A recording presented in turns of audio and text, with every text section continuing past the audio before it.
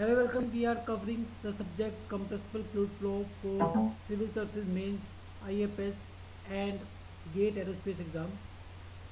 So we are covering the topic one-dimensional flow with heat addition. Now we'll take one example and understand the concept of restart properties. Suppose we have a duct where initial Mach number is 3 and pressure is P1, temperature T1 and density is over.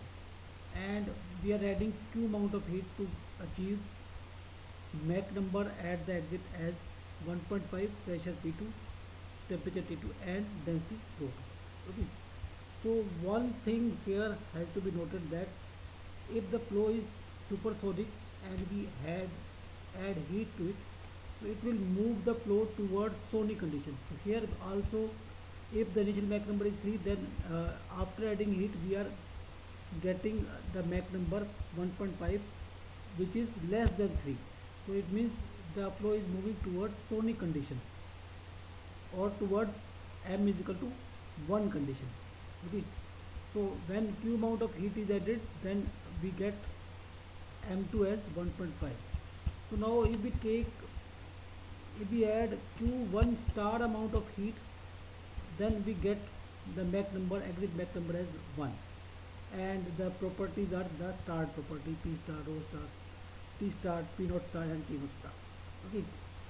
So now if our initial Mach number is suppose 1.5, then we have to add Q2 star amount of heat to get Mach number at 1 at exit. So that is rho star, T star, P naught star, T naught star. So it means if we want to get the solution of this problem, that initial Mach number is 3 and final Mach number is 1.5, we will take this amount of heat Q1 star that is required to achieve Mach number 1 at exit from Mach number 1 at Mach number 3 at inlet, and we'll take this also that is required to achieve Mach number 1 at exit with initial Mach number as 1.5. So if we take this Q1 star and take this Q2 star and find the difference of two, then we can get the amount of heat needed to achieve Mach number 1.5 from Mach number 3 initially. So it means the heat now required to achieve Mach number 1.5 from 3 is Q1 star minus Q2 star. Okay, so this is the heat required to achieve Mach number 1 from Mach number 3, and this is the heat required to achieve Mach number 1 from Mach number 1.5. So this much will be the amount of heat required to achieve Mach number 1.5 at exit, starting from Mach number 3 at end. Okay. So this is the way to solve the problem.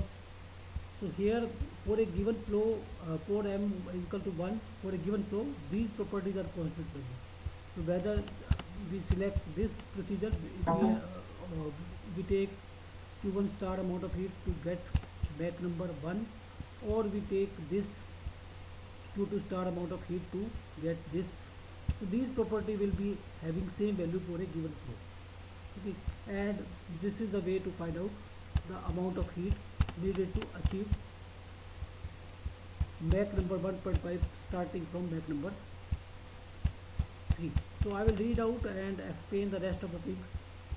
Consider two different locations in one dimensional flow with heat addition denoted by station 1 and 2 as shown in figure. The flow at station 1 is given by M1, P1 and T1. So this is your figure A. Let M1 is 3. Now let an amount of heat Q be added to this flow between station 1 and 2.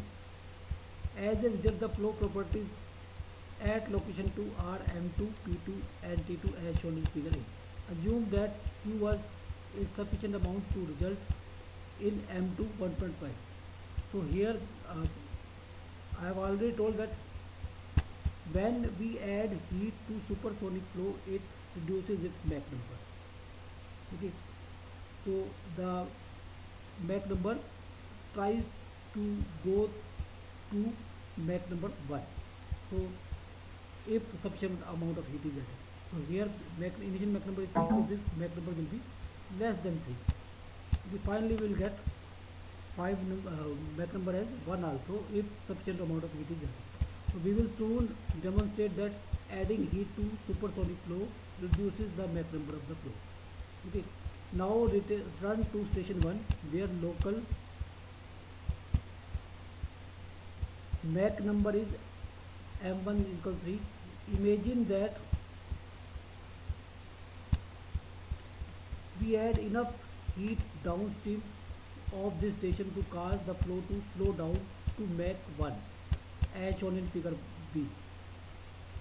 Denote this amount of heat by Q1 star. Clearly Q1 star is greater than Q. The condition in the duct where m is equal to 1 after Q1 star is added, denoted by T star, P star, rho star, P naught star and T naught star. So here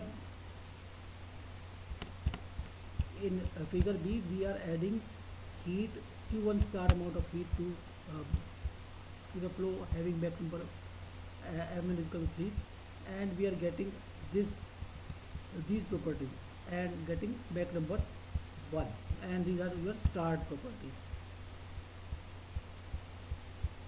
So now again repeat this procedure to for station 2. Now return to state 2 where m2 is 1.5. Imagine that we add enough heat downstream to this station to cause flow to slow down to condition in the duct where m is equal to 1 as shown in figure C. So here we are adding Q2 star amount of heat to get Mach number 1 at exit and the start property. Okay.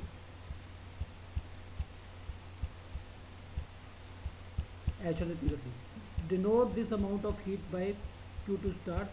The conditions in the duct where m is equal to 1 after Q star is added are denoted by T star, P star, rho star, P naught star and Q naught star.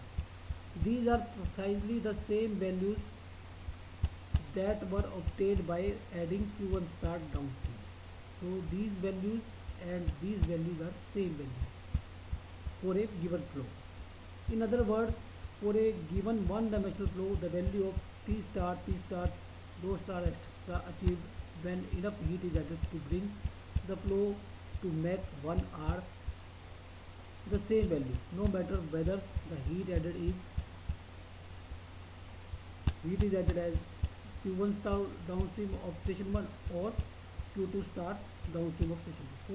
So we will get the same values of T star, P star, rho star. So these values are constant for a given flow. Okay, so now this is why the equation 13 to 17, that is the ratio between P star and P, rho star and rho, T star and T. The start quantities are simply the reference quantities. So these are the reference quantities, okay, that are fixed values for a given flow. For a given flow, these are fixed. If the flow is changed, then these values will also change. For a given flow, these values are fixed. Entering one-dimensional duct with heat addition with the concept of equation 13 to 17 are calculated to simplify the calculation of problem involving the one-dimensional flow.